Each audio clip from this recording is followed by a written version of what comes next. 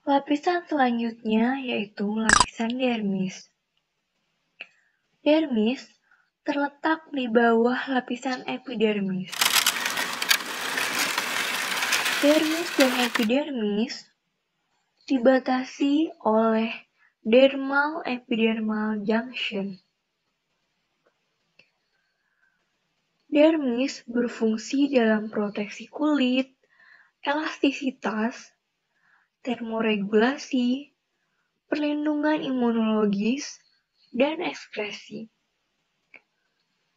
Dalam menjalankan fungsinya tersebut, dermis tersusun dari beberapa komponen yang terdiri atas fibrosa, filamentosa, ground substance, dan jaringan seluler yang terdiri atas endotel, fibroblast, sel mas atau makrofag, saraf, dan folikel rambut.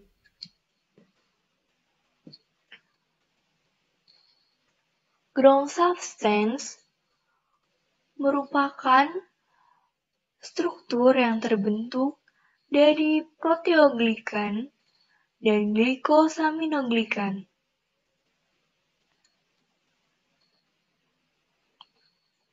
Kedua komponen ini dapat mempertahankan air dalam jumlah yang besar, sehingga dapat mengatur cairan pada kulit dan mempertahankan growth factor. Secara mikroskopis, lapisan dermis terbagi menjadi dua bagian. Yang pertama yaitu pars papillari. Dan yang kedua yaitu pars reticularis. Pars papillaris merupakan bagian yang superficial yang berbatasan dengan epidermis. Pada bagian ini terdapat ujung saraf dan pembuluh darah.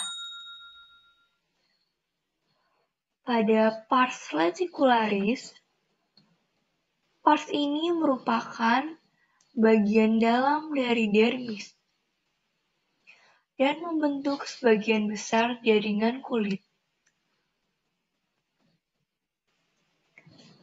Bagian ini terutama terbentuk atau tersusun dari fibril kolagen yang memiliki diameter besar dan fiber elastis. Setelah lapisan dermis, terdapat lapisan hipodermis atau subkutis. Lapisan ini sebagian besar tersusun atas jaringan lemak. Jaringan lemak atau adiposa terbagi lagi menjadi lobus-lobus yang dipisahkan oleh septa. Saraf, pembuluh darah, dan jaringan limfatik terletak di dalam septa dan memasok bagian tersebut. Karena tersusun oleh jaringan adiposa, lapisan hipodermis atau subkutis memiliki fungsi dalam mempertahankan suhu tubuh sebagai cadangan energi, bantalan untuk meredam trauma, dan efek kosmetik karena dapat membentuk lekuk tubuh.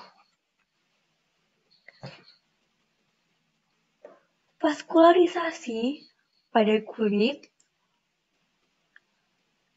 dibentuk atau diperdarahi oleh dua pleksus utama, yaitu pleksus superficialis yang terdapat di atas dermis dan pleksus profunda yang terdapat pada subkutis atau hipodermis.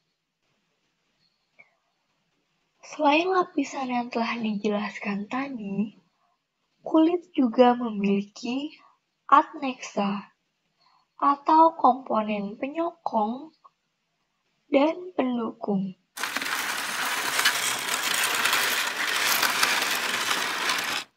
Adnexa kulit terdiri dari rambut, kelenjar ekrin,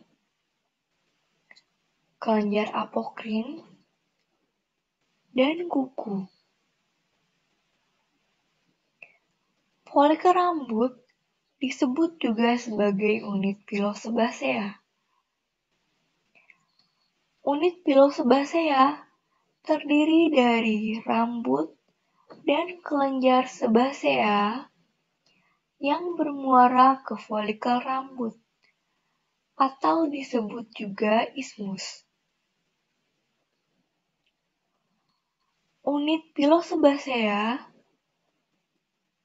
yang terdapat pada aksila dan inguinal juga mengandung kelenjar apokrin. Kelenjar ini akan aktif ketika pubertas.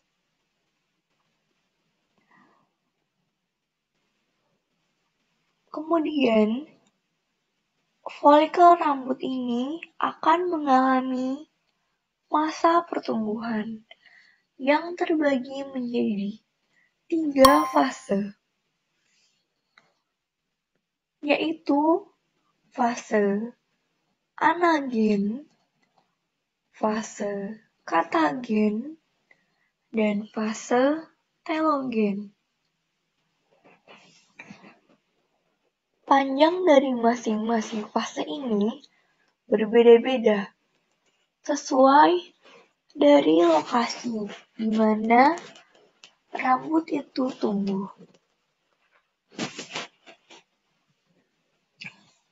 Contohnya, pada kulit kepala, fase anagen berlangsung selama 3 tahun, dan fase katagen berlangsung selama 3 minggu, fase telogen berlangsung selama 3 bulan. Gangguan pada pertumbuhan rambut dapat menyebabkan suatu kelainan atau penyakit. Contohnya yaitu alopecia. Komponen adnexa kulit lainnya yaitu kelenjar ekrin. Kelenjar ini berada pada epidermis dan dermis.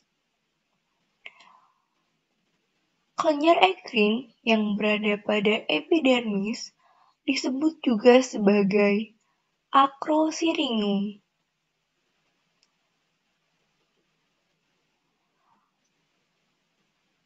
Namun, sekretorik dari kelenjar ekrin berada pada dermis bagian dalam.